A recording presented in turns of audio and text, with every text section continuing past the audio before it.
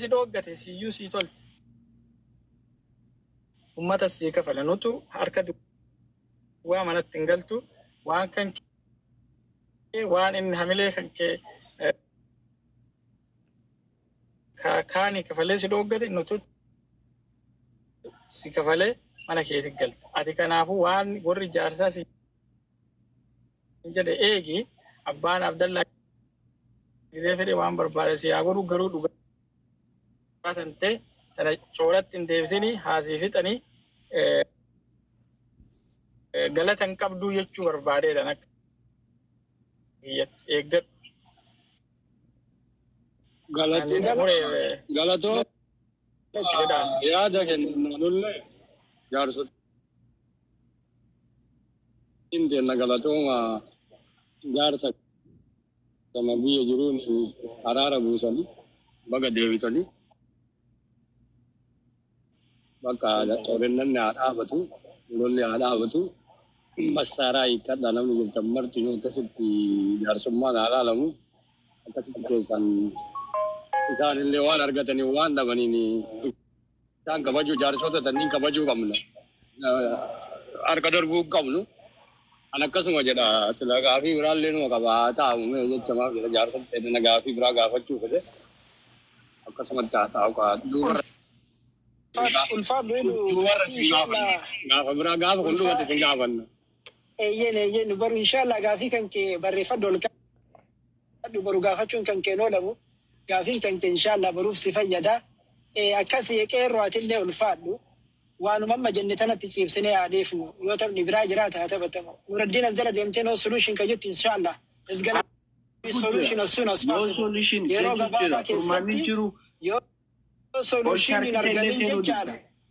Inshallah yoo solution hin argamin anatu akka solution hin argamu taasisa inshallah.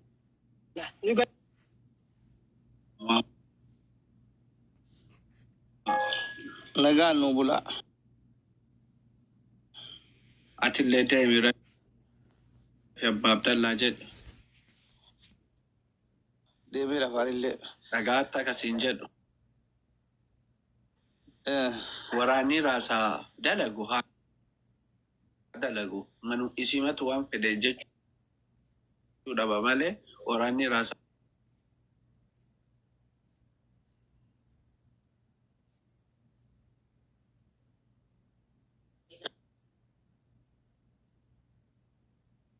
isa lolaa akka ajaa'ibaa kanatti. Sila dubbateen danda'u afaan manaa dubbadhu. Afaan keessa naqabaatti. Arsooma jedhaa bar.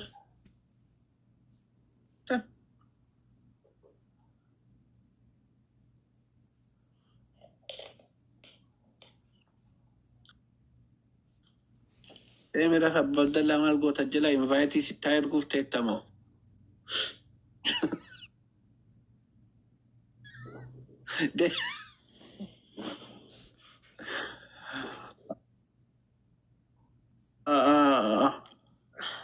Akkasani amma uummatannan haga sa'a 24tiin nu eegame. Elo. Oduu arsii ta'uu baadhee maal qaba? Eenyutu jedhee no solutionii? No solutionii wanna jedhe wada namicha xurumbaa jetteen sun. Esa jedheen komentii sana. Wallah jedhe xurumbaa natu blog gooteetta daa'isa. Blog gooteettaan blogii keessaa baasanii invite ergee fi ol galchee turan fiigee baay'initi. Akkasii amma barreesse osoo yaa arge ani abbaarrefamaa. Sinaa waan inni jedheef. No. Naaseenuu dide blogsi wanna ta'eera beektenne argeere gubbaadha. Eenyu blog godhu? No sole eenyu Nuraddiin isaan. Argee bar yoo hagam barreessanii argine komentii isaa. Argen takkatti maan isa qabe no solution isaan. أكنا بيزن تفوزون طرمبان صدقة كنان كيجبدي sun faarsee bulaa umayyee ittiin bulu. so waan ittiin buluu fi bar karaa keessatti Saaree nyaatan kennanii fi ganama galgala yoo ta'e karaa keessatti olii deddeebi'ee waan biraa haasaya anaa tanaan maal naan jedhe seeta namichi gisee akkasitti afaan banee garana birrii niyyatu san herreega akkaawuntii isaarra jiru iyyuu quban qabu naan jedhe waan akkaawuntii isaarra jiru osoo herreegin niyyataa bar naan jedha bar amma asiin ammoo asiin asii wanni akkasitti haftaf jedhu bar waan biraa miti bar yoo antanan jenne jiruu biraa hin qabu saniif akkas jedha miskiina isarran laalina osoo waan barbaade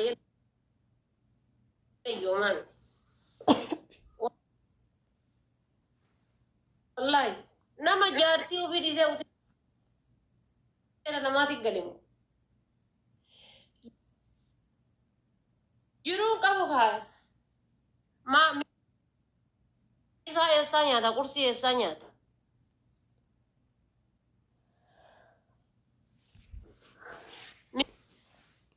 isaaf qursii iraatii eessaa nyaata rabsametu caalaa maammannuuri warri dhiiraallee osoo isin taate haga amma jaarsummaa teennee haqa maalii goonee akkas goone ol kajettan mee jecha miccayoontu nama kanaan qaqqabdee jecha akkasi jedhe namni kamuu icciitii ima nama walii haasaa namni nama waliin haasofne hin jiru dubartiin odoo lafetti nama hajamte odoo waahitti nama hajamte odoo borutti waa nama hambifatte odoo arsii irraa ba'e an intala arsiitii waa hambifadha odoo jette jecha hambifatte jechuudha. Jaarsummaa wanna jettan kana dhiisaa mee osoo isin taate hoo osoo mataa keessan taate hoo akkam isinitti dhagahama.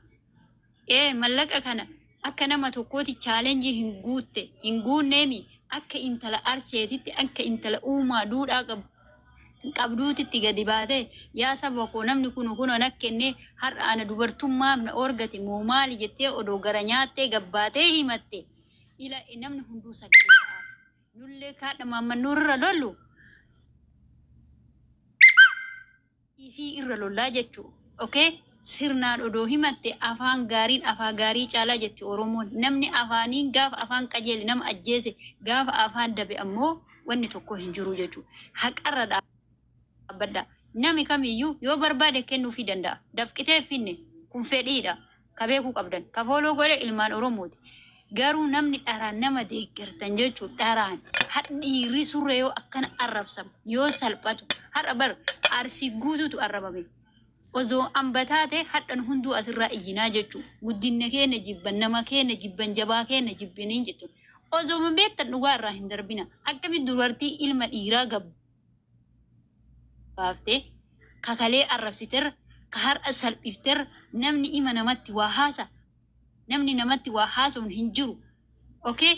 Anaa tanallee isin kulliin keessan asirratti amma hunduu malee garaa keessan hunduu nima haasaa. Kanaaf hin jiru rabbii tokkocha alatti jechuudha. Har'a isin osoo namatti waa hafte, odoo Oromootti waa hambifatte, odoo ilma Arsiititti, odoo biyyoomatti waa hambifatte, odoo lafetti nama hambifattu taate jechama hambifattee jechuudha. Jecha fi gocha micaa kana homaa hin hambifanneef hin ajjeefte lama deebitee irra ajjeefte. Ka afaanii ajjeefte ka keessaan garooma walii haasaan ajjeefte jechuudha. Okay?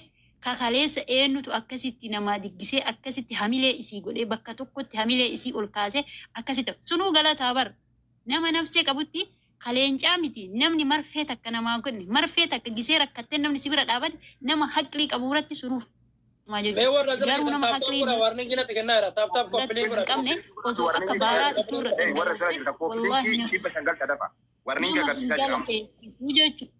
wallaahi warri dhiiraa warri jaarsummaa achi qabnaa as qabnaa jetta hunda keessantu arrabsa maammannuur qofa hin laalina haadubbiin maammannuur taatu malee mina jiraatee riippoortii irratti ergaa jiran koppiliinki 500 dafa please wallahi kun amma mul'isaa jira argaa jirtanii riippoortii irratti ergaa jiran haasofni nama afoo badan maayikii qabadhu obboleessa kayya sorry kanaaf jaarsummaa wanni jettanii asii marqitanii fi marqina arrabsiteemi jaarsummaa isii soxxanillee hin jiru. Wanni isarratti illee dhaxxanii irra yaada kennatanii jiru. Arrabsite xiqqeessite salphifteemi bakka allaqe. Eega salphifte wanni isa dhaxxanii eessa miidhamtee asitti miite isiin micayyoo durbaati maali wallaalisa qabdi.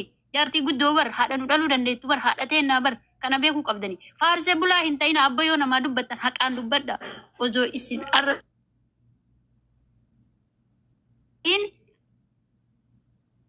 akkamitti dhiira arrabsiti. Boruniitii dhiiraa ta'uun hedduu. Bar haasa isii haasofte kan adaba dhabdee safuu cabsitee jechuudha. Nu hamilee kennatu nu cabe nu shamara arsii jechuudha. Mataa hin qabnu. Amma achi mataa keenya gaccabsitee jechuudha. Har'a akkamitti intalti takka dubartiin haadhoon guddoon daa'imaa miti. Jaartiin guddoon safuu irraa baatee akkam ilma dhiira. Odoo diinaa ta'e akkana hin jiru. An amaaraan akkana hin jiru. Waan biraatii miti. Isaa foon kiyya irraa dhaladhee ilma arseetii miti. Amaara odoo ta'e safuu hin cabsu. Ittiin kennanne tolunaa haa kennu. Dhiisu haa dhiisu. Dafqa isaati haa orgatu. Sigalee amantaa hin qabu jedhee akkasuma dhiisa malee. Kanaaf isin keessatti laalaati dubbadhaa isiniin jedha sagaleen yoo dhagaamteef keessa laalaa dubbadhaa ijoolleen teen oduma beektan Maamman Nuur ammoo jaarsummaa goonaa hin araarsina. Dhiisaa kana odoo mataa keessan taatanii hin sarme. Arrabame salphate eega salphate dhiisaan bakka. Wanni kana alaa hin jiru. Wanni isin araaramullee hin jiru. Isin ka jirtu bakka biraati inni ka jiru bakka biraati. Surree irraa baafte irraa baafte salphifte hallaqe. Kanuma isiniin jedha waan natti fakkaate waan aartanii soorii isiniin jedha obboleeyyaatti. Omara Kongo waaliki haasofte garuu immoo warningii natti kennaara. Warningii narra jiru nagartanii mi'a manatti kenneera. Omara Kongo tokkokin kun gubatu kabiraatiin dhufnaa hundumti keessan taaptaap godhaa. Yoo kun asirraa akka ta'u taate kabiraa manneen ayyeetti fuuf. Saafi nagaa keessanii uummataa. Taaptaap godhaa hundi keessan. Koppilingi goda koppilingi goda bejerate koppilingi. Koppilingi goda warningi koppilingi ranka koppilingi goda thabi miti koppilingi goda. Itti kufi ayya boles. Nagaa keessanii miti hundumtu ummata. Nagaa alhamdulillah. Bakka jiraatan ifama afaan tokko dubbanaatti nuti hundi keenya iyyuu jama. Dhuga. Minaalbaas namni mana tokko ijaaru jitaa waliin saamu jedha nuti ilmaantu lamaatu hundi keenya iyyuu amma dhugaa gaafa dubbanne jechuudha. Maaliif jennaanu namni tokko dhagahuun dirqama yoo san hin taane ta'e maaltu dhufa badiinsa dhufa malee walii galteen hin dhufu ufii kufaatii biraattu dhufa ummata koo maaliif isin hin jedhetan ani amma iddoo kanatti Maamman Nuur hin dhaabadhu haadha faatati hin dhaabadhu maaliif lamaan isaanii takka ganduun maallee of iddoo lamaan isaaniitu arsii ilmaan siikoo mandooti lamaan isaanii bakka itti addaan qoomnu qabnu garuu dogongorri eessa jira dogongorrichi suni maal ta'uu qabaadha kan nuti irratti haasa'uu qabnu kanaadha miti. Garuu waan tokko sin gaafadha. Naaf yaadi fi saafii jechuudha. Tokkoffaa saafii warningoonni sirra kaafii fotoo kana kaasuuf duuba.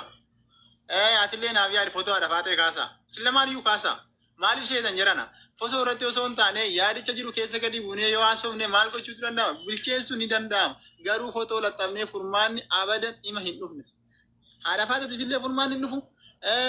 Gadaadhaaf illee furmaanni hin dhufu lamaan isaaniiyyuu. Foto wal tane wanti dhufu hin jiru jechuudha. Ilaaltani miti. Naaf yaad. Ifama obboleessa koo. Atillee foto ishee hin baasin foto haadha faatee hin baasin. Haadha teenyaa haadha hunda keenya jiru. Amma furmaatu barnuti amma nama malsi miti achas kennu malsi deebisna malee nama arrabsaan jirru. Ilaa saafi akkas miti. Saafi lana dhaggeeffadhu akkas miti. Ati amma yoo nachi ilaalu haadha faatatti dhaabattee jirta namni biraa ammoo maal ta'aa jira Maamman Nuur sitti dhaabatee jira.